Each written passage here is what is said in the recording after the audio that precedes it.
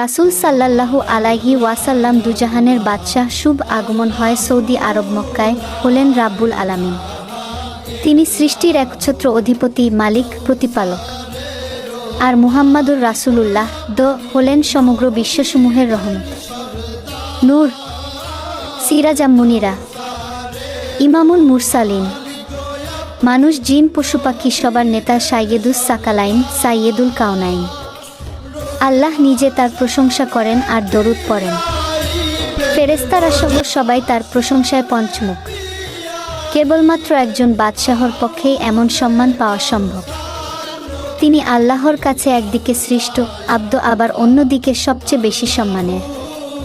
আব্দ শব্দের অর্থ দাস, ব্যবহারে আমাদের বিরত থাকা উচিত, কারণ আরবি আব্দ শব্দের অনেক অর্থ হতে পারে। মূল শব্দ আবাদা থেকে এর উৎপত্তি, যার অর্থ দাঁড়ায় এমন ব্যক্তি যিনি তার প্রতিপালক আল্লাহর ইবাদতে মশগুল। আল্লাহ কুরআনের বেশ কিছু স্থানে তাকে আব্দ হিসেবে উল্লেখ করেছেন, কারণ আল্লাহর ইবাদত করা অতি সম্মানের, আর এভাবেই তিনি তার রাসূল কে সম্মানিত করেছেন। দাস আমরা সাধারণত যে অর্থে ব্যবহার করি সে অর্থে আল্লাহ ব্যবহার করেননি। যেমন কুরআনে হযরত আদম এবং হযরত ইউনুস নিজেদেরকে জালেমদের অন্তর্ভুক্ত বলে ঘোষণা দেন। আমরা তাদেরকে জালেম হিসেবে দেখলে আমাদের ঈমান থাকবে না।